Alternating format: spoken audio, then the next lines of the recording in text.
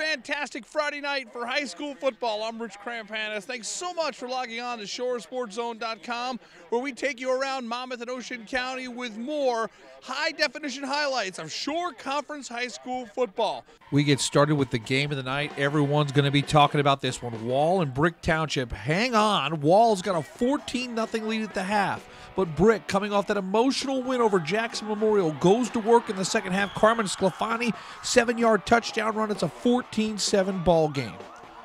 Now, Wall trying to answer back. Matt Cluley is going to get the big gain here on the pass play, but the ball pops out. Matt Garrity scoops it up. Garrity takes it to the 43-yard line.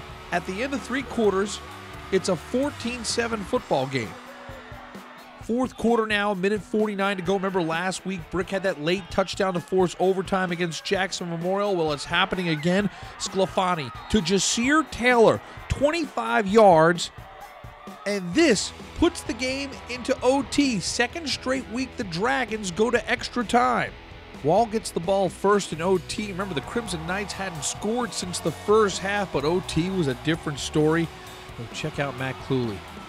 He avoids the rush. Looks like he's in big trouble. He's able to dump that pass to R.J. Janazek. That's a 17-yard gain, and it would lead to this. Cluley to Liam Ferguson. Wall has a 21-14 lead in OT. Brick has a chance to draw even. And Sclafani, this young man knows how to play in pressure situations. This is a 19-yard run, and it would set the stage for Sclafani. From 6 yards out, the extra point is good. We're tied up at 21 apiece. It's time for double overtime. And this time around, Brick gets the ball first in double OT. So Sclafani goes right back to work. And he is one darn good running quarterback. This is a 14-yard gain. Brick gets physical here in double OT. They turn to their bruising running back, Ray Fataruso. 27-21 Dragons, but the extra point is no good. So just like last week, Brick needs its defense to step up to get a stop. And it looked like Brick was getting the job done. Backed up due to a penalty. Cluley. And he finds Liam Ferguson. What a catch. Oh my goodness. Cluley to Ferguson for the second time in OT. It's 27 apiece. And now all Wall needs to do is kick it through the uprights, and we have a shocker. Wow, 28-27, double OT. The Crimson Knights of Wall come into this game with an 0-4 record. They pull off the shocker, beating previously unbeaten Brick. Another great Jersey Shore football game. Wow. And what can you say about these Crimson Knights of Wall? I've been able to see this team up close a couple of times in person this year. They've had a couple of narrow defeats, and you have to give credit to these kids. They never kept their head down. I saw Matt Cluley make plays earlier in the season, but he really shined in this football game. You just saw it in the highlights. How about Liam Ferguson with 2 TD catches in OT? Now, earlier this year, Central beat Barnegat. That was the stunner of the year. We have a new shocker. This is the biggest upset so far in the 2014 high school football season. 28-27 is your final for Dan Curcione. It's his first win as the head coach at Wall, and our Alex Lorenzo caught up with him after the ball game.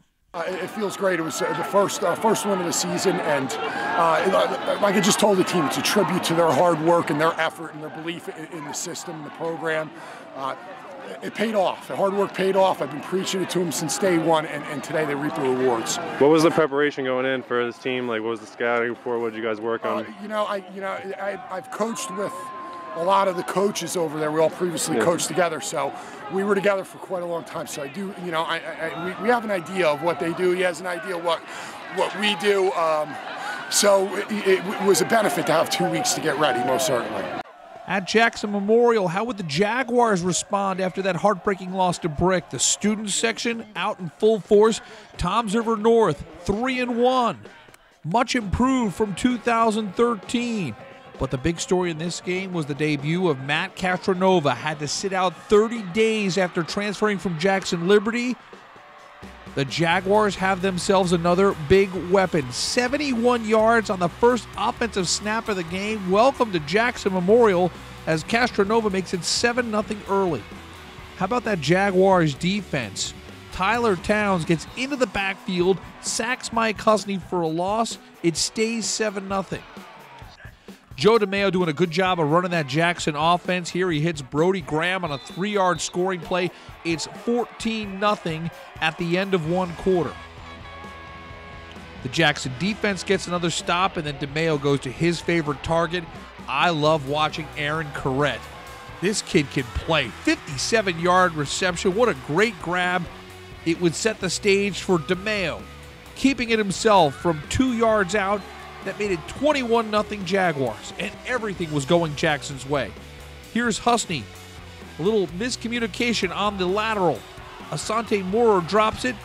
Jackson with the turnover. They go right back to work. It's DeMayo. Airing it out. Castronova, 35-yard touchdown pass. His second TD of the half. It was 28-0 Jaguars at the half. They would go on to a 35-7 win over Toms River North. An emphatic statement of how this team responds after a disappointing defeat. Wow, how about Jackson Memorial? As if they don't have enough weapons with DeMayo and Corrett and Kyle Johnson. We found out on Friday night that Matt Castronova is going to be a big part of this football team, and he's going to make Jackson that much more dangerous. A great effort by the Jaguars responding to that overtime loss to Brick. They win big time on Friday night, 35-7, your final. Homecoming in Little Silver, Red Bank Regional, hosting the Raritan Rockets. Now, Raritan dug himself a hole, is down 20-7 late first half. This is Jonathan Rodriguez to Mason Sheehan. Great pass play right there. At the half, Raritan's down just 6, 20-14. Opening possession of the third quarter. Jack Nowitzki to his favorite target. Wow, look at Sadiq Palmer haul that down, and not only that, he's able to elude the defenders, get some more yards. Palmer is a beast. Just a few plays later, it's Nowitzki to Palmer again. Watch him shed the defender. Get out of there.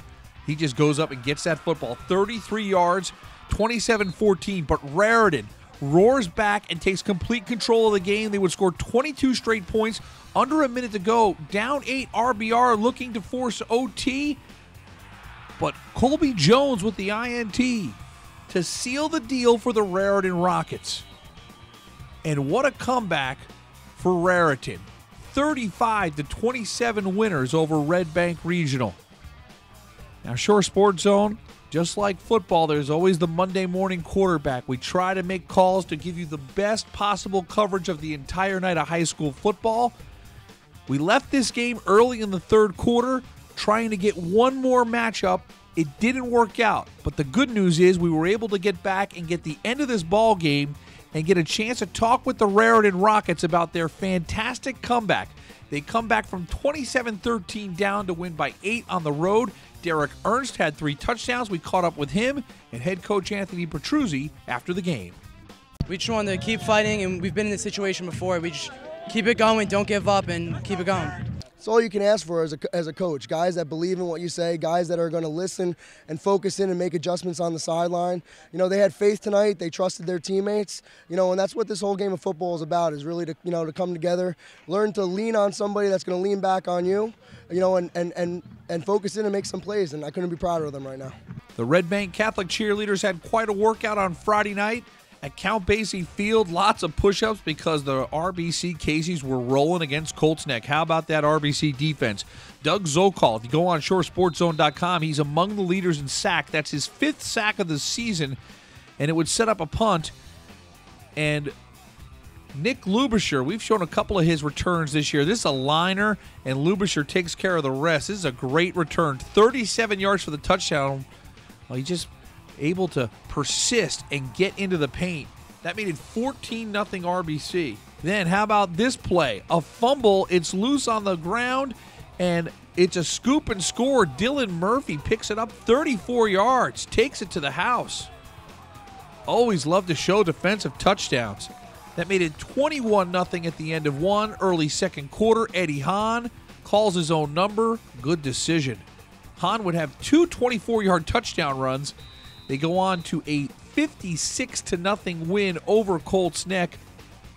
RBC had 49 in the first half. They call off the Dogs in the second half. This team continues to impress week in and week out. A lot of people are going to be looking down the road to 2 weeks when Red Bank Catholic hosts Manalapan. That is going to be an unbelievable matchup. But before that, RBC will look for city bragging rights when Red Bank Regional comes to Count Basie Field. That's a kickoff next Friday at 7 o'clock.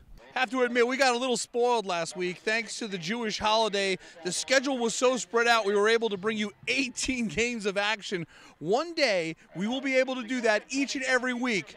We work so hard Monday through Thursday trying to secure sponsors so we can bring you even more high-definition highlights of all high school sports. So the one thing you can do to help us is take a look on our page right now and click on our sponsors and support them, because they're the reason we're bringing you this great action each and every week, and we are excited to be here for a very long time. For our team at Shore Sports Zone, I'm Rich Krampanis. Thanks so much for logging on. We'll see you on Saturday with more high school football on the Jersey Shore.